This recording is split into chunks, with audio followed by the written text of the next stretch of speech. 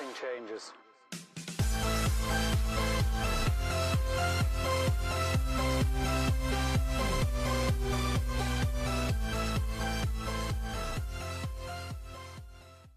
Hey, welcome back, guys. Thank you for joining me. I'm Casey the Rockstarflipper. I appreciate you guys being here. And I thought that since I've done this video in the past years that I would do it again for you guys for 2021.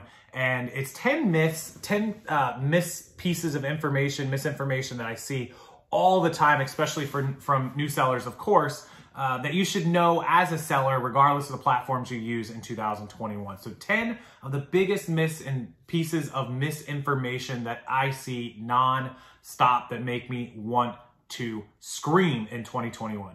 And don't forget, guys, all July long, I am supporting small sellers. And today's small seller is Baccio Trading Group, Stacy Baccio.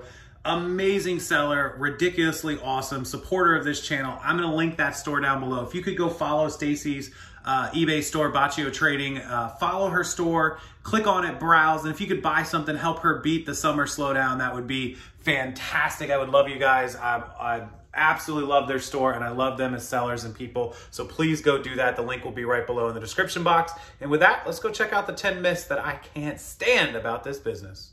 All right, so myth number one is the obvious, and you see it on social media and YouTube videos all the time. You're gonna start reselling and you're gonna get rich right now, tonight, today. You're gonna be a millionaire by the weekend, and you're gonna go buy that Lamborghini and park it out front of your new house, and you're gonna be on a vacation in Cancun tomorrow, right? And so that's myth number one. Everybody thinks you're just going to get rich quick. It's not going to happen. So anybody that you see that is actually legitimately a reseller or social media or doing really well, who has these big stores and all this fancy stuff and these Rolexes and all of these, you know, Lambos and whatnot, they've been building that for a long time. These stores have taken them years and years to build, lots of mistake, lost money, experience, ups, downs, roller coasters. They didn't do it overnight, and nobody's going to do it overnight. And anybody that tells you you're going to do it, even in a week or a month, is lying. So the truth is, in a week and a month, you can start buying and selling some items and making some money. You can flip a few things and make 40 bucks and 100 bucks and 50 bucks, right? And you can set for a month and then 2 months and 3 months and build the stepping stones and the basis for your business to make $500 or $1,000. And if you're somebody who has a lot of time and you're going all in and maybe you got a few $1,000s to invest, yeah, you could certainly build in the first 90 days a business that will do a couple of $1,000 a month in profit and actually build you an income. And in the first year, you can certainly build a full-time income, $30,000, $40,000, $50,000 a year. You could even theoretically, if you had a full-time available, no other thing going on, and you're working every day at reselling, and you had some capital, you know, $2,000, $3,000, $4,000, $5,000 to drop, and you could just put your whole heart and soul into it, you could build a 6-figure business in a year. It's absolutely possible. You could do it in 6 months. I've seen people do it in 6, 9 months. So getting rich, not gonna happen. Making full-time income, absolutely. And that's all we're really trying to help people do, is make extra money or make full-time income.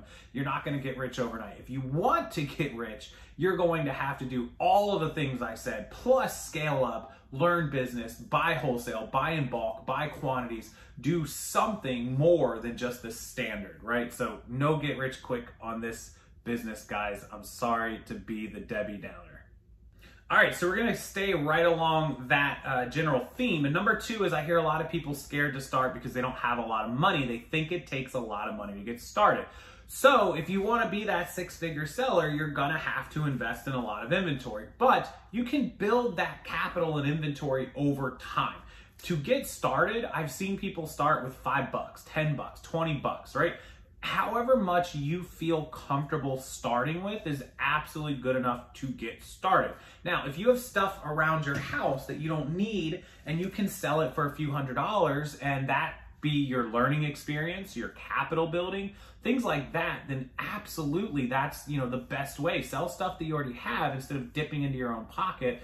And you know, also in the event that you make some mistakes and maybe lose some money on a couple items, it won't be quite as bad of a hit. That's the other thing I recommend is people doing, is starting with their credit cards and just maxing those credit cards out until you learn the business and you know that what you're going to buy is going to sell and you can get that money back and pay that credit card and the interest, you don't want to go racking up a credit card bill and interest that's going to eat up your profits and put you in a bad spot and max out your credit lines and drop your credit score and do all that stuff until you really know what you're doing and you can balance those payments and keeping that balance low or paid off.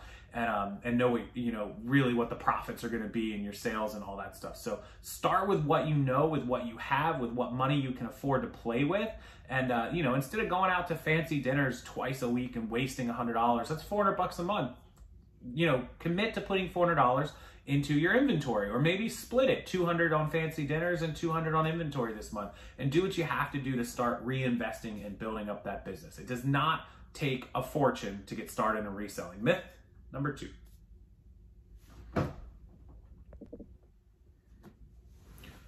Okay, myth number 4 is kind of a two-sided one, and the general statement is you don't have to pay taxes as a reseller. Whew, if I had a penny for every time I heard that, I'd be rich. So, two sides to that. One is any income that you make in America, and this is for my US friends, you have to report that income. If you're doing it to sell a couple extra shirts out of your closet and that's it, then you're generally off the hook. If you're doing it and you're selling some stuff and flipping it, and then you also sell some clothes out of your closet, you need to report the business income. It doesn't matter if you make $1, $100, $1,000, or $100,000. So a lot of people think there's minimums and all this stuff. So without digging too deep into that, because I have other videos on that, the old threshold was $20,000 and 200 transactions, and you would receive a 1099. But if you didn't hit those numbers, you still had to report your income. If you did $19,000, the IRS wants to know about it, right? It doesn't mean you're going to owe a lot of taxes. It just means that you need to report the income, take your cost of goods, your deductions, your expenses, your taxable liabilities, and give them, their few $100 or whatever it amounts to. That's just changed this year, coming up 2022, so next year really, to $600. Anybody that makes $600 in sales, in gross sales, is going to receive a 1099 and must report and fill out everything. Again, it doesn't mean you'll owe taxes necessarily, but that makes the threshold much smaller. That way these people that are doing $5,000, $8,000, $4,000 and think they don't have to report are absolutely going to be forced into reporting. So no matter how much money you make, you do have to pay taxes and you need to report the income. So that's myth number 4, that there's no taxes involved in reselling.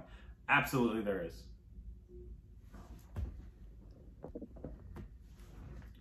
Myth number 5 is eBay specific, that eBay has too many fees. It's expensive. They take everything. People call them Fleabay sometimes, Feebay, whatever.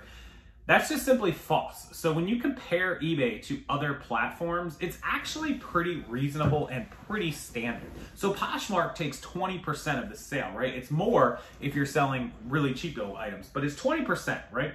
There's no store cost on Posh, which is fine. So eBay's new managed payment, it comes out around 14%, give or take. 14.5%, depending on the item, category, etc. So even if you're counting your store as 1%, that's 15%. And then if you do some promoted listings for 2 or 3%, you're still at 17, 18% all in. You're still cheaper than Poshmark. Now, Posh's average sale price on a lot of categories and a lot of brands, tend to be more than eBay.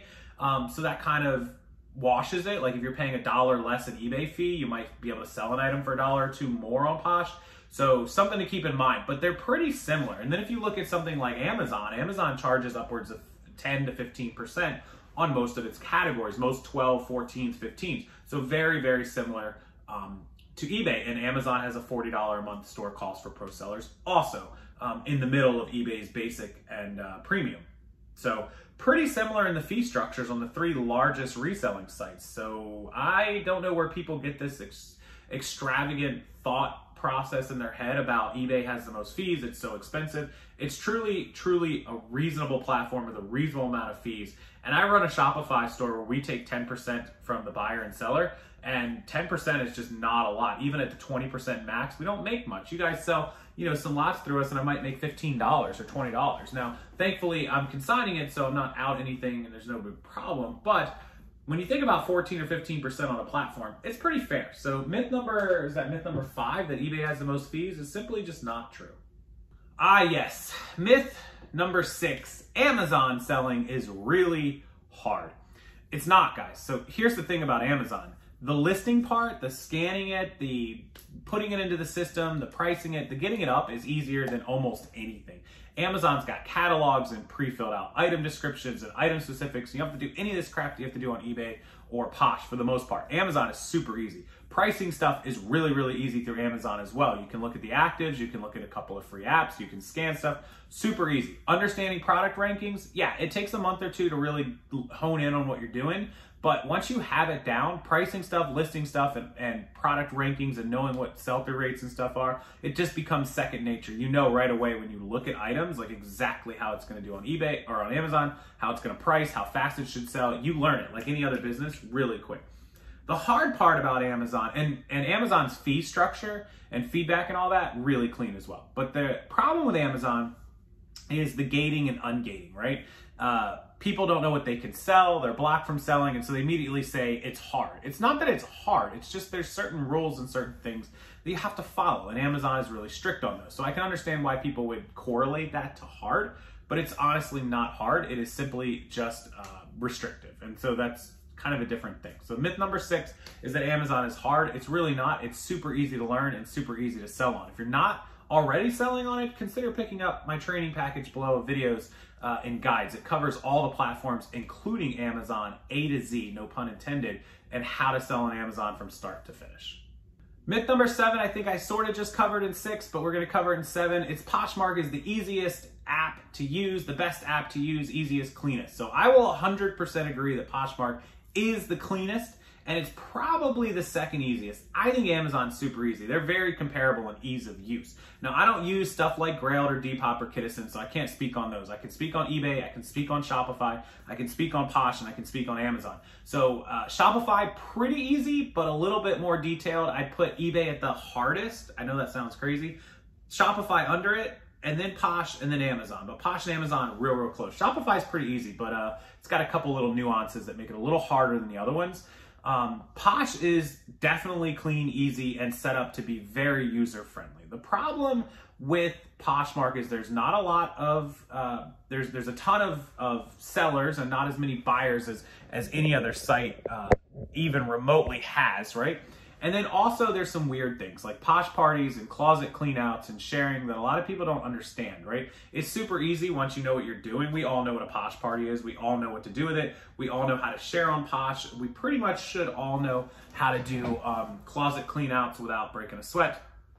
But a lot of people, when they first jump on the platform, they don't understand all of that. And I think that some of it is very, very cliche, like socially, look, the whole reason that Posh does shares to get them back up is because every time you're pressing share, their website and their app is getting engagement and they're blowing up even bigger. So is it there to help you? Yeah, probably, maybe a little, but is it there more for their benefit? Absolutely. So there's some things about Posh that make it not quite the best app, not quite the easiest and cleanest, but overall it is very easy and very clean. So myth number 7, I think it is. Number 7 is, well, half debunked, like the Mythbusters. We'll do plausible, but probably debunked. Number 7 myth, Poshmark is the easiest, cleanest, best app. In some ways, not all. All right, myth number 9 is that in order to scale, it takes a team of people, a lot of employees. And that's false as well. I will say it will help you to have an employee or a virtual assistant, to have somebody else along with you, or a fiance, or something along those lines. But you don't require a team, it doesn't require a bunch of employees, and it doesn't require a whole bunch of payroll and money and all that stuff. You as a one-person show, I know plenty of one-people shows making 6 figures. They sell electronics, they sell toys, they sell comic books, they sell trading cards, sports cards. They do easy stuff. They don't do a lot of clothing. Now, I also know one-women shows, 2 of them in particular, that do clothing and do multiple 6 figures. So it is absolutely possible as a one person. If you can get a second, then definitely, scale up and help yourself out and let somebody else do some of the work. But the myth is it requires a team of people, and that's just simply not true. Myth number 9 is that you can do this on your own or with a team of people. It's either and or. Number 10, it's not a real business, you guys. Get a real job. How many times, hands up in the comment section, how many times have we heard somebody tell us, it's not a real business, you need to get a real job, you're never gonna do anything with this? Hands up. Yep. So I'll look at the comments for that, but God, I've seen it 1,000 times.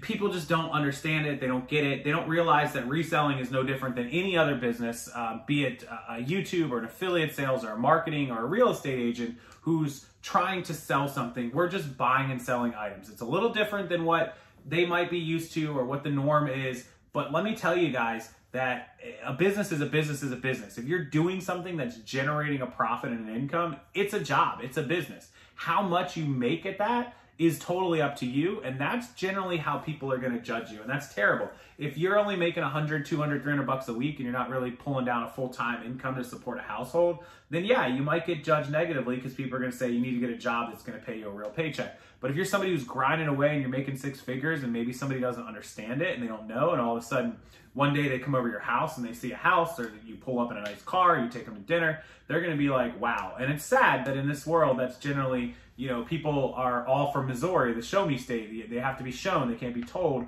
Otherwise they think you're lying or you're full of it or it's a scam or you're doing something else, you're dealing drugs, you're trading Bitcoin. They don't even know, but they just know that there's no way that you could be making money doing what you're doing. So myth number 10 is that this is not a real business, and it absolutely is, you guys. 100%, of course it's a real business. There's tons of us that do it every day.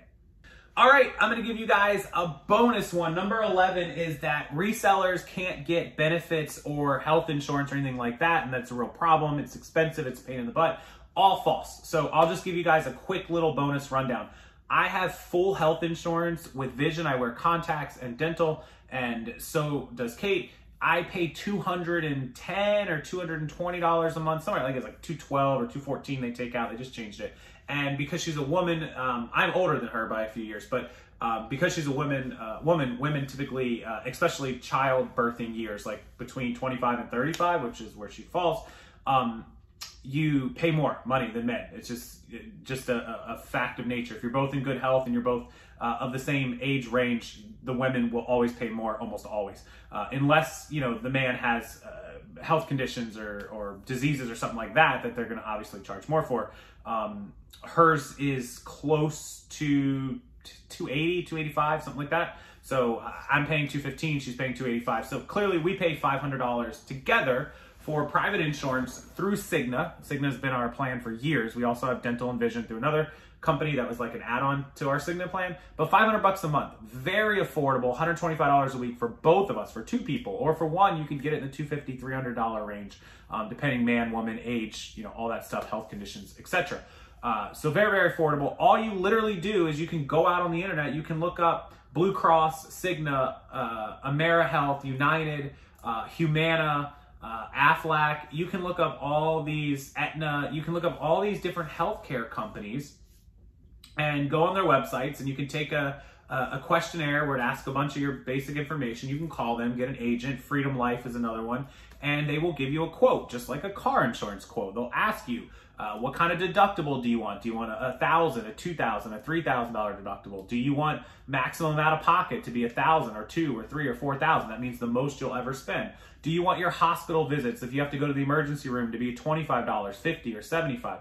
Obviously, the more money you're willing to spend every month, the lower those costs will be. Do you want to add health or vision insurance, where you'll get a vision checkup once a year and 50% off your contacts or glasses, and you know we're going to add $20 a month to your plan for that? Do you want dental, where you're going to get 2 cleanings a year and 1 X-ray a year and a checkup, and 50% off anything that you would need beyond that? We're going to add $12 a month to your plan. So we did all that, and we checked all the boxes, and they'll help you. They'll go through it all. They'll ask you a bunch of questions. Get a quote. Thank them for their time. Have them email you the quote, and then call another company. Call 3, 4. I think we called 5 before we decided on going back to the third one. The first one was super expensive. The second one sucked. The third one was really good and reasonably priced, and it was right where we wanted to be. The fourth one was the most expensive, and the fifth one was really close. And so we looked at the fifth and the third. We compared them. We're like, all right, let's go with the third. We call the third guy back. All of a sudden, benefits, insurance, boom, and we've had it for 10 years now, probably. I think we got that in 2010 or 2011. So we've had that insurance and all that benefits for the last 10 or 11 years. So there you go, guys. So it is true, it is a myth. It is not true that you can't get benefits or insurance as an individual reseller or any entrepreneur. It doesn't matter what your business is. All you gotta do is call them, tell them what you want, give them a debit card number. They'll charge your debit card the $200, and then every month after that, they'll charge you $200. Simple as that. So there you go. 10 myths plus 1 bonus myth, guys, of reselling and business entrepreneur falsehoods that we hear all the time and make me want to scream. Yeah, thanks again for watching. Hit that like button, make sure you subscribe to the channel, and support our small sellers all July long. Every video in July has a description box seller. Please go check them out. Baccio Trading today. Go buy something from them, spend some money with them, and help them beat summer. Slow down. Thanks, everyone. I'll see you next time.